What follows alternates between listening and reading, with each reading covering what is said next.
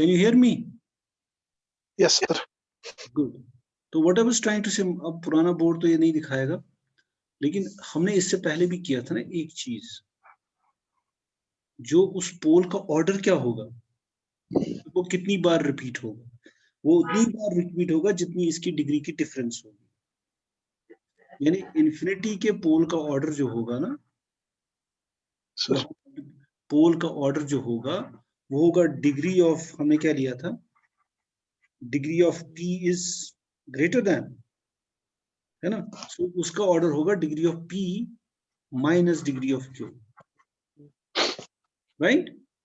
यानी एक्चुअली हम ऐड कर रहे हैं, तो अल्टीमेटली क्या हुआ, एक तो हुआ, मतलब अल्टीमेटली क्या होगा देन, आई हैव गॉट इतने में इतने वो पोल्स हैं एट इंफिनिटी, क्योंकि मैं मल्टीप्लिसिटी को काउंट कर रहा हूं ना, इन्फिनिटी की इस पोल की मल्टीप्लिसिटी ये होगी, जो ना मैंने अभी दिखाया था, जो ना पावर निकलता है बाहर। मेरे कहने का मतलब ये था, सो अगर p की डिग्री बड़ी है q से, यानी you have z raise power 4 plus 3z plus 6z plus whatever, है ना, प्लस 1, और नीचे है z square plus 5z plus 1, और मैं देखना चाहता हूँ इसका इन्फिनिटी पे, इसका इन्फिनिटी पे पोल है लेकिन कितना, तो मैं निकालूंगा z रेज पावर 4 को बाहर, z स्क्वायर को बाहर, ठीक है ना, मेरी बात समझ में आ रही है? Yes, sir. तो इस पे जो पोल का ऑर्डर होगा, चलो मैं उसी को कंटिन्यू करता हूँ, एंड ठीक है सर, ऑर्डर ऑफ द ज्यादा पोल होगा sir, at infinity is equal to degree of p minus degree Q, ठीक है ना। So therefore number of times infinity is assumed is, एक तो डिग्री ऑफ q है जो ना zeros of qz plus degree of p minus D minus Q, that is equal to degree of p time, degree of P, yes sir, and degree of f is equal to maximum of the degree of p degree of q, और मैं मान रहा हूं p की degree q से बड़ी है ना, ये है ना वो केस जब degree of p is bigger than, तो इसका मैक्सिमम क्या होगा, डिग्री ऑफ p, सो वही तो हमने प्रूव कर लिया। मेरी बात समझ में आ रही? Yes sir, degree of f times he assume कर रहा है ना अल्टीमेटली, क्योंकि डिग्री ऑफ f आएगी अब ये, जब p की अगर लेस है तो वो तो ऑब्वियस है, ये क्लियर? यस सर, ओके, अब हम नॉन इन्फिनिटी, वो now suppose t is not equal to infinity, so इसका मतलब क्या हुआ, now since degree of f is positive, of course positive होगी क्योंकि हमने लिए हैं पॉलिनोमियल्स, कम से कम एक डिग्री का तो होगा ही ऊपर या नीचे, है ना, we are talking about non constant function, f is not identically a constant, यानी ये constant function नहीं हो सकती, क्योंकि डिग्री हम जीरो लेते नहीं किसी भी पॉलिनोमियल, है ना, यस सर, कांस्टेंट की लेते हैं, लेकिन वो कांस्टेंट तो ऑब्वियसली होता है ना मेनी टू वन फंक्शन, उसमें तो बहस है ही नहीं कितनी Yes. बार एज्यूम होगा। So there is a rational function, there is a rational function, मैं इससे एक रैशनल फंक्शन क्रिएट करूंगा, कौन सी, g equal to 1 by f minus c, वो होगा 1 by p by q minus c, which would be q divided by p minus qc, ये rational function है। क्यों? क्योंकि ये पॉलिनोमियल है, ये भी पॉलिनोमियल है, तो sum of two polynomials is a polynomial, so it's a polynomial divide by polynomial, ठीक है ना, यस सर, ठीक है ना, गुड। द सॉल्यूशंस, अगर मैं कहूंगा अब ये जो F Z is equal to C, F Z अगर सी के बराबर हुआ तो उसका मतलब क्या हुआ ना, अगर एफ जेड सी के बराबर है, it would imply G goes to infinity, P नहीं, P by Q, G goes to infinity, मैं वो बाद में करूंगा, हाँ पोल्स बिल्कुल सही, लेकिन वो होगा ना p by Q is equal to C, that means yes sir, p minus C Q is equal to 0, यानी ये उतने ही बार एज्यूम करेगा जितने इसके जीरोस हैं फाइनाइट केस के लिए, और इसके जीरोस कितने होंगे, जितनी इसकी डिग्री होगी वो तो फाइनाइट ही होगा ना, क्योंकि ये तो पॉलिनोमियल है। So let me right that down, the solutions of f, the solutions of f of z is equal to c are poles of G, and by the previous argument there are degree G of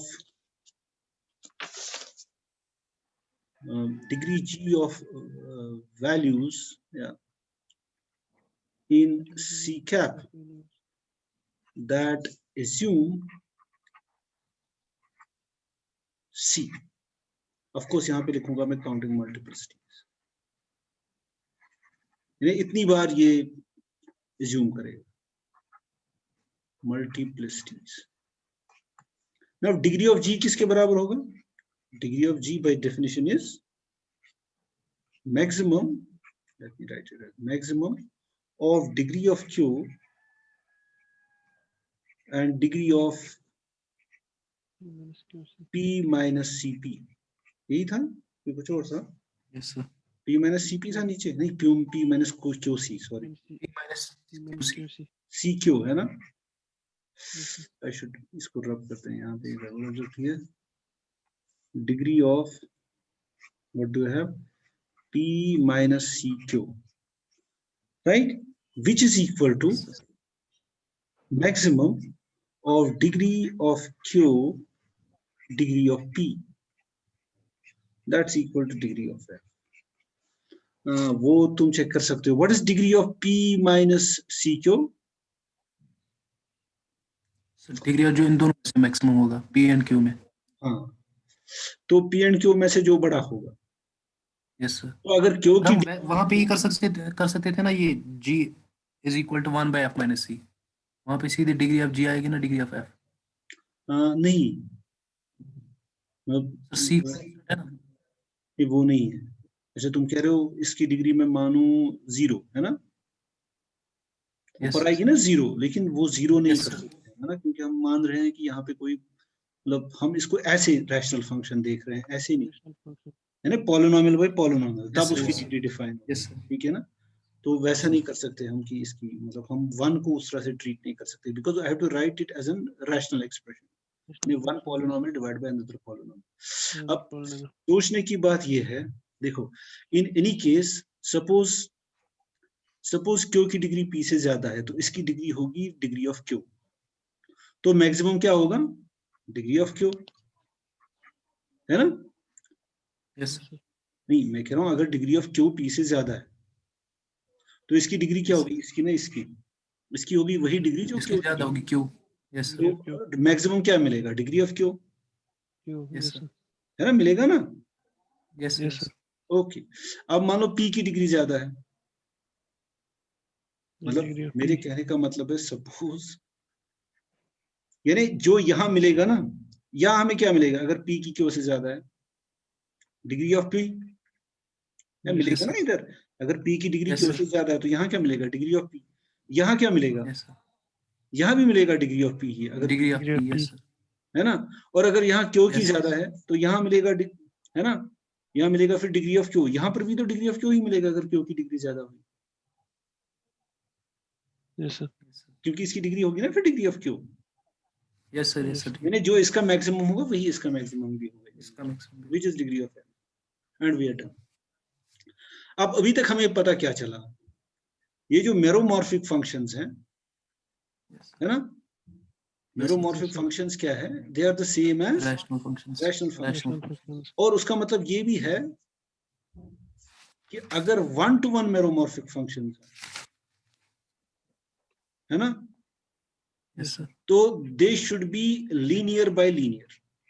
Linear by linear, yes, sir. yes, sir. Because it is है ना? maximum. ठीक है ना. Yes, sir. yes, sir. So every analytic function is a meromorphic function. ठीक है ना. yes, sir. है कि नहीं? yes, sir. है ना. मैं अभी कह रहा हूं ना, it's a bigger class. yes, sir, yes. तो उसका मतलब क्या होगा? अगर वो एनालिटिक फंक्शन है और 1-to-1 है, it should be linear bye linear. तो हमें क्या मिला? therefore every Analytic function is meromorphic function should be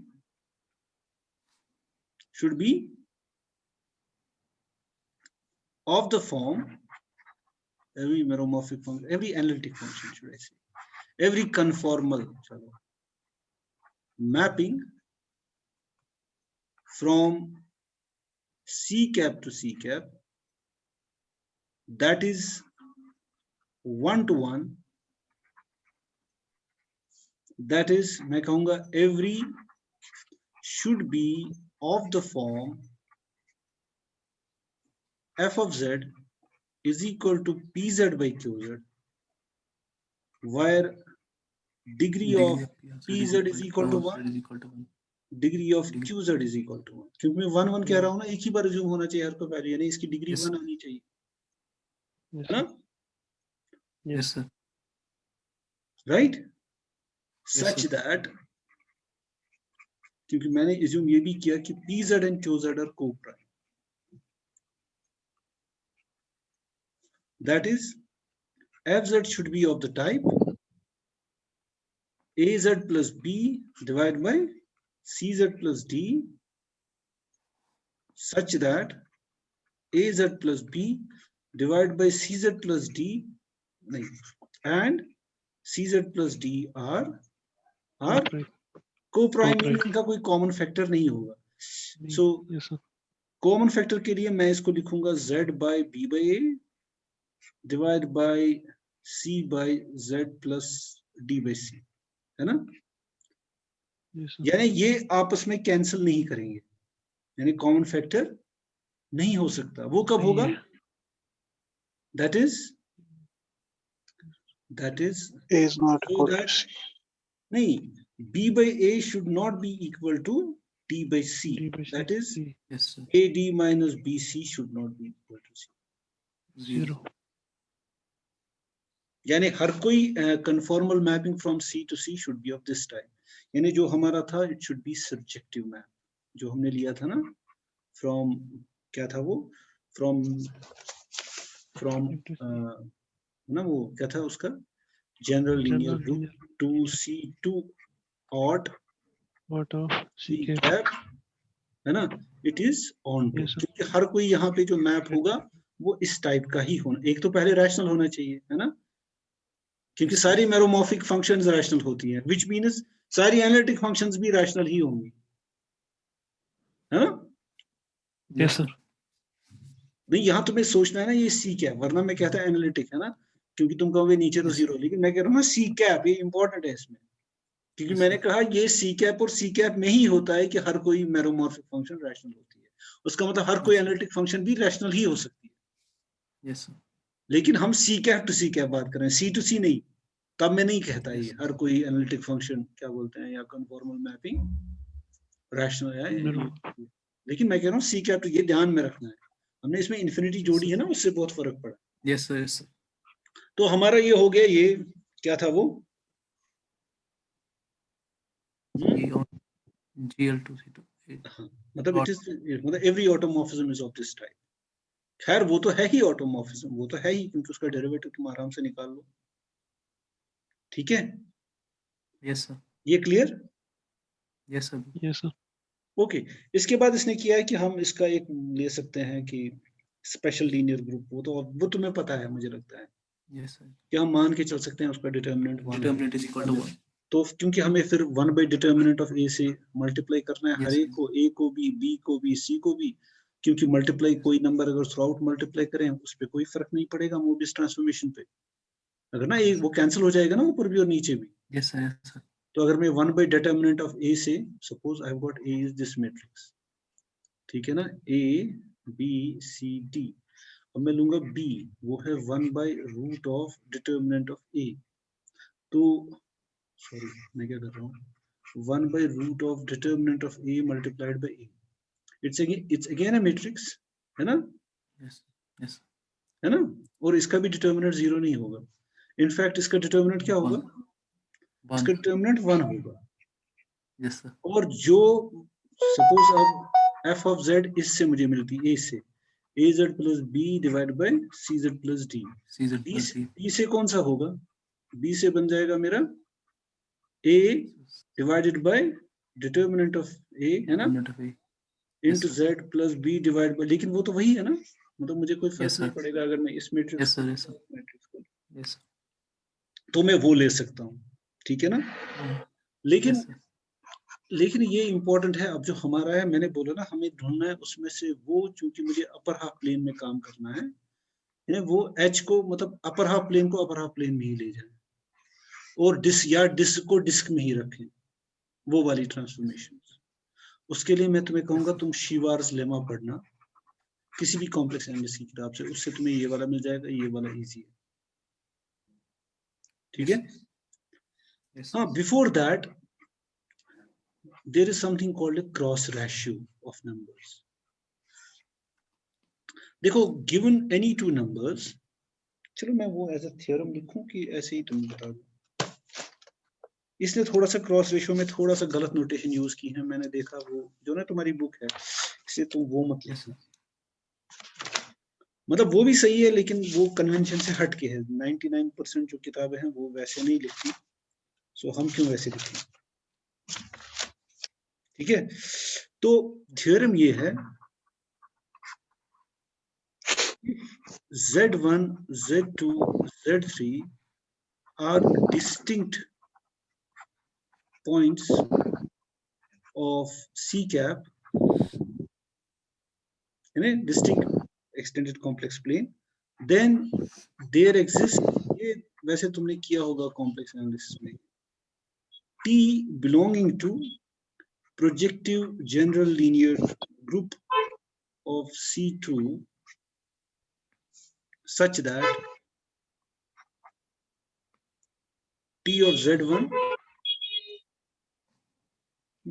वैसे लिखूं कि मैं ऐसे लिखूं, जस्ट अ मिनट, चलो मैं इसको इस तरह से लिखूंगा क्योंकि वो वाला इजियर है, हम ऐसे लिखेंगे, okay.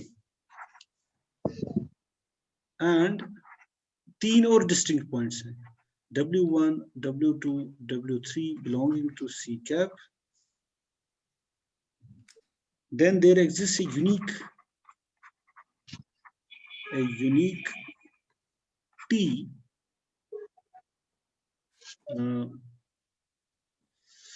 what should I write it? Unique T belonging to, चलो मैं लिखता हूँ odd C, which I can think of is isomorphic to, should I write it like this? मुझे फिर कुछ और बताना पड़ेगा, PGLC2 such that T of Zi is equal to Wi, ठीक है, प्रूफ। तो पहले तो ये मैं कह रहा हूं कि ये आइसोमॉर्फिक होगा PGL, PGLC2 का मतलब है कुछ ज्यादा नहीं है, it is equal to general linear group over C2 quotient with all scalar matrices. I think, चलो मैं इसको थोड़ा एक्सप्लेन करता हूँ। So general linear group क्या होगा, चलो पहले मैं इसको जरा करता हूँ। We know that, now we know that, ये तो तुम्हें पता ही है, F from, अभी हमने क्या लिया था, हमने पहले क्या लिया था, GLC2 to odd C cap is a surjective homomorphism. ये हम कर चुके हैं ना, अभी किया था ना मैं, ये सर्जेक्टिव है, होमोमॉर्फिज्म तो खैर है ही, और यहाँ पे ऑपरेशन है मल्टीप्लिकेशन ऑफ मैट्रिसेस, और यहाँ पे है कंपोजिशन ऑफ फंक्शंस। ये हमने अभी किया ना, ये सर्जेक्टिव है, यानी every automorphism is of this type, है कि नहीं? Yes, sir. Yes, sir. Surjective homomorphism है, ठीक है ना। Yes, तो sir. उसका मतलब होगा by first isomorphism theorem, by first isomorphism theorem जो तुमने ग्रुप में पढ़ा होगा, उसका मतलब होगा GL C C2 quotient with kernel of F kernel of F should be isometrically isomorphic with, ought C. ठीक है ना? Yes. मतलब ये है first isomorphism theorem of group theory. तो हमें इसका कर्नल देखना चाहिए। कर्नल हमने ये देखा था ना शायद,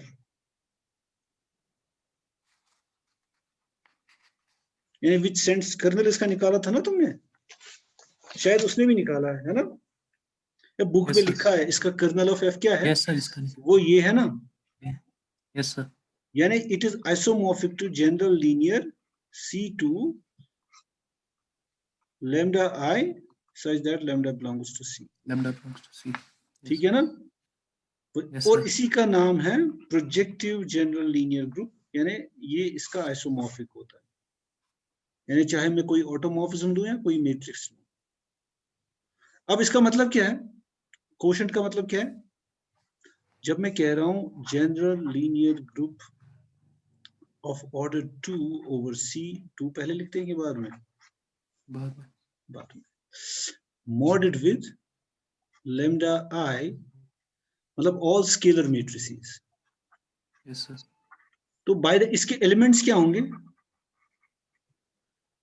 इसके एलिमेंट्स होंगे, जल्दी से मुझे बता दो। GL का it element would be lambda m multiplied by this coset, इसके cosets होंगे such that lambda belongs to C।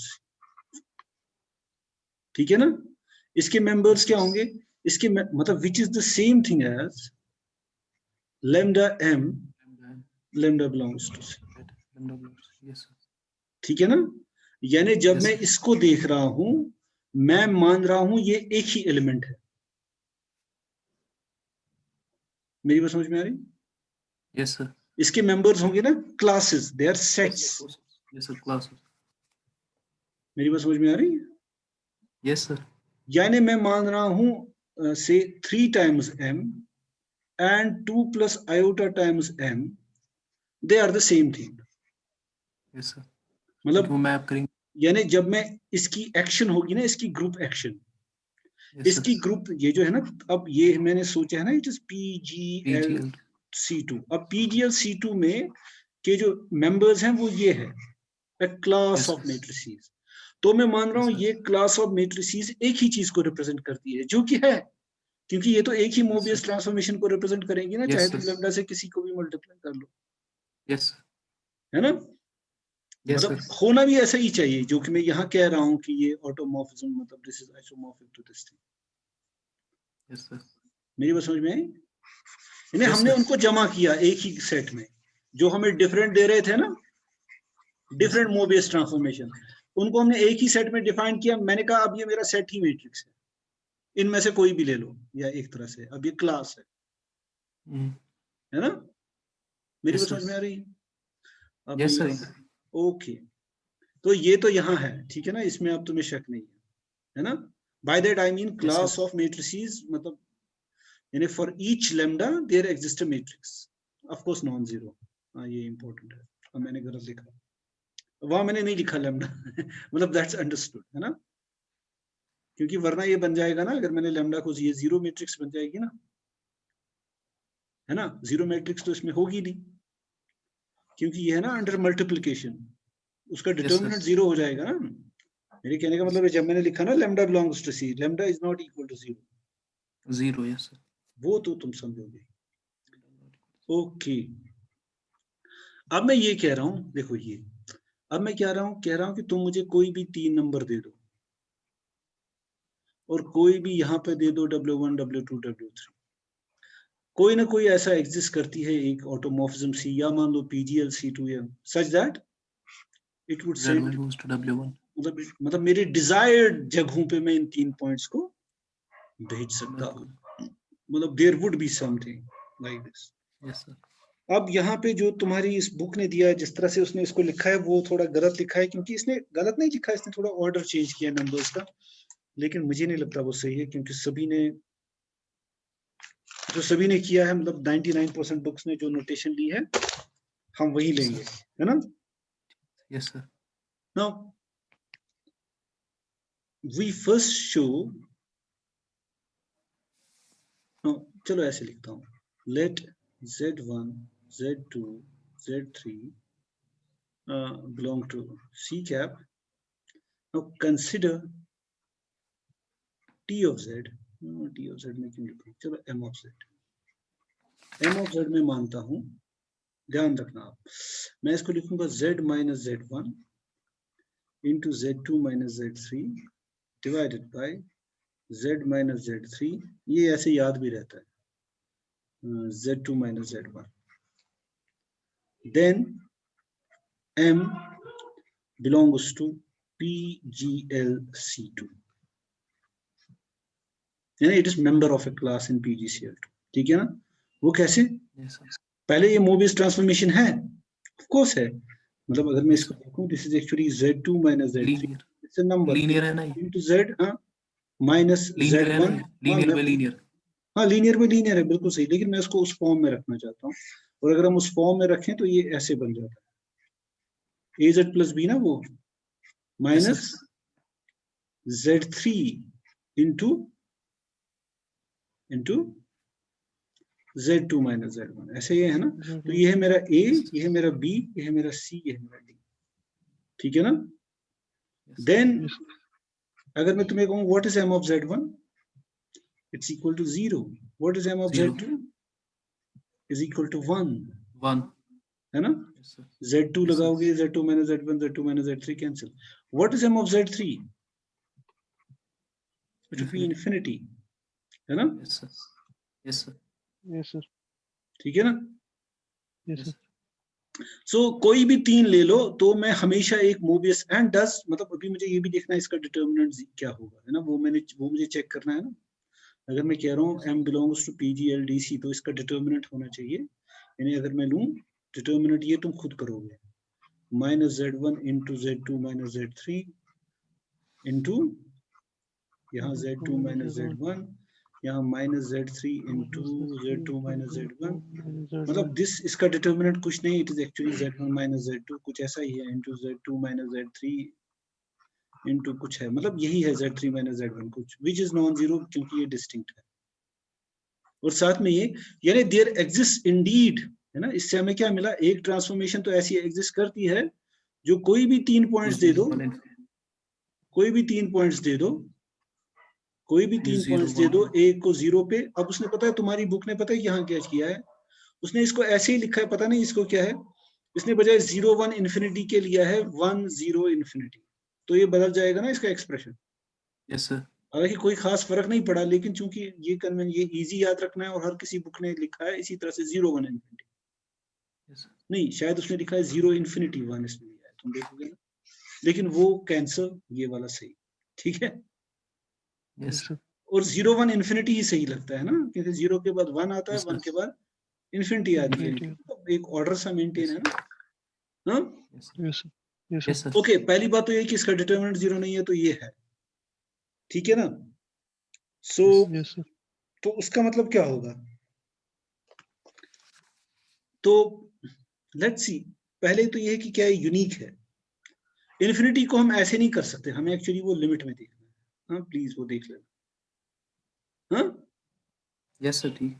मतलब ऐसे नहीं कह सकता कि M of Z3 is equal to infinity. मुझे दिखाना है लिमिट, मतलब Z3 की जगह Z रखना है, मुझे दिखाना है. Yes, sir. Z3. M of Z goes to infinity. नहीं तो, हाँ बिल्कुल, तुम्हें लिखना है, मतलब Limit Z goes to Z3 M of Z.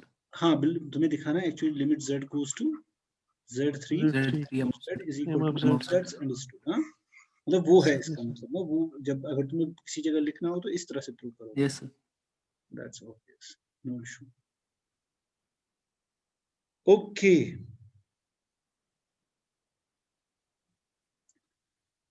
ये तो पहले हो गया. हाँ, ये मैंने तब लिया, just minute,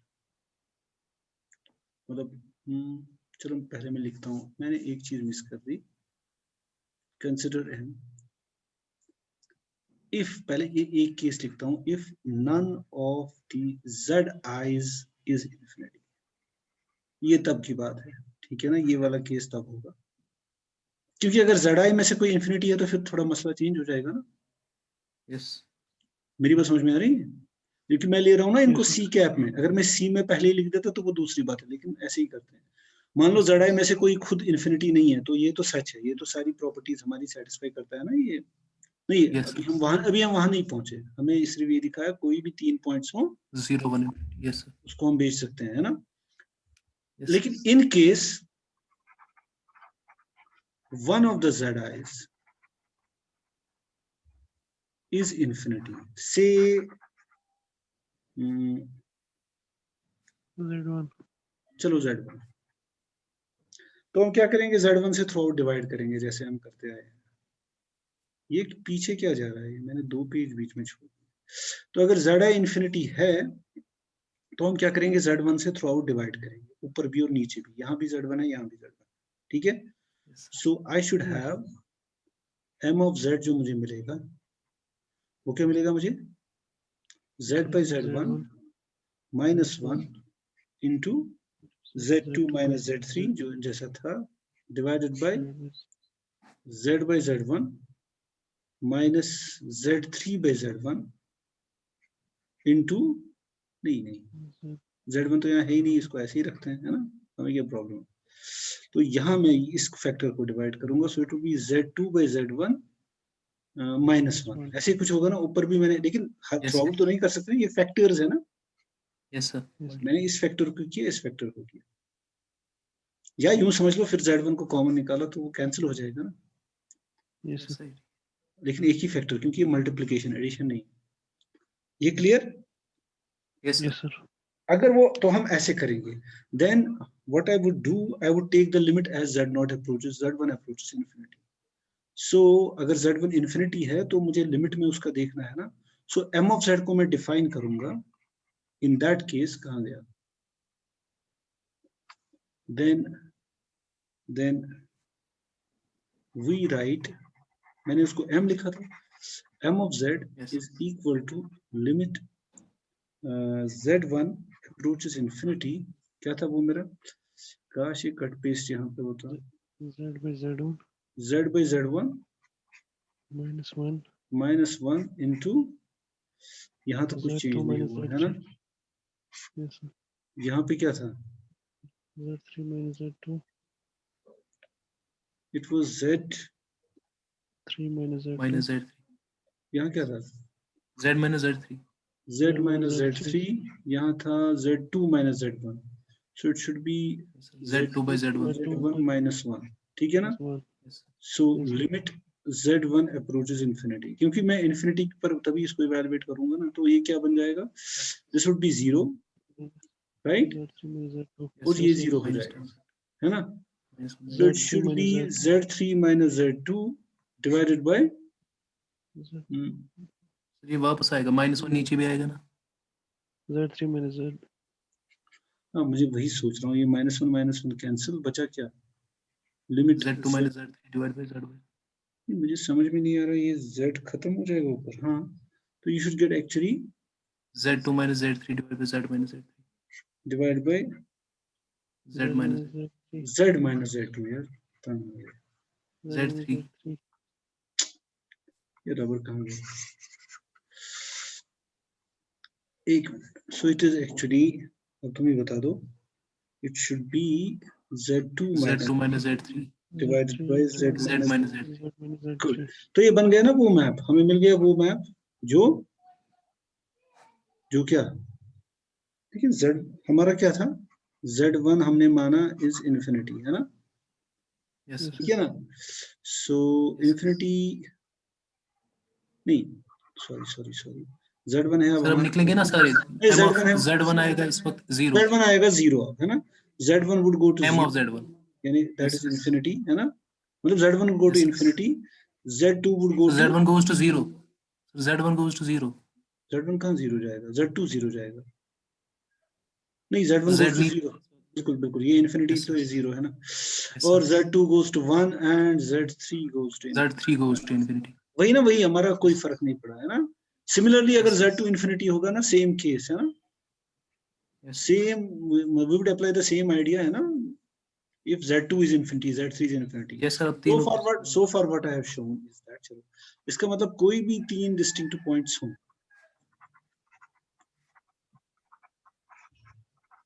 there exists T belonging to projective general linear group to C, right? Yes, Such that T of Z1 चाहे अब is equal to 0, T of Z2 is equal to क्या है अपना 1, T of Z3 is equal to infinity. चाहे इनमें से कोई infinity भी हो तो भी ये हम yes sir, निकाल सकते हैं. मतलब अभी तक तो कोई मसला नहीं है ना. yes sir, ठीक है. अब मान लो Z1, Z2, Z3 कोई 3 डिस्टिंक्ट पॉइंट्स हैं. तो मैंने T लिखा था कि M लिखा था? M लिखा था M, yes क्योंकि sir, मैं T तो लास्ट पे में लाऊंगा. M of क्या हो रहा है? अब इसके 3 मिनट हैं. मुझे लगता है आगे तुम कर सकते हो. Sorry 1 infinity. yes sir, ये करेंगे. अब मान लो तुम्हारे पास है W1, W2 जो और 3 डिस्टिंक्ट पॉइंट्स हैं. तो भी कोई यूनिक n एग्जिस्ट करेगी. हाँ ये यूनिकनेस अभी हमने प्रूव नहीं की है ना. यूनिकनेस अभी हमने प्रूव नहीं की. मुझे लगता है तुम यूनिकनेस भी प्रूव करोगे क्योंकि इसमें अब 2 मिनट रह गए. इसकी यूनिकनेस प्रूव करो. और लेकिन अभी हमने वो नहीं किया. चलो यूनिकनेस तुम प्रूव करोगे लेकिन मैं इसका आइडिया बताऊंगा. अब मैं वो वाली ट्रांसफॉर्मेशन यूनिक ढूंढना चाहता हूं such that Z1 goes to W1, Z2 goes to मेरे डिजायर्ड पॉइंट्स पे जाएं. Yes sir, अब मेरा काम हो गया. देखो मैंने M ढूंढी which send Z1 to 0, Z2 Zero. to ये M है 1, to 1, this to infinity. तो मैं एक और यूनिक ढूंढ सकता हूं M which sends W1 to 0, 1, 0 to W. हाँ W2. और चूंकि हमारा ग्रुप है और ये सभी इन्वर्टिबल है. अब मैं क्या कर सकता हूं. मैं ये मैप क्रिएट करूंगा. वो क्या होगा? वो होगा M इनवर्स आफ्टर N. अगर मैं इसको T मान लूं. नहीं सॉरी मुझे ये वाला लेना चाहिए ना इस तरह से है ना.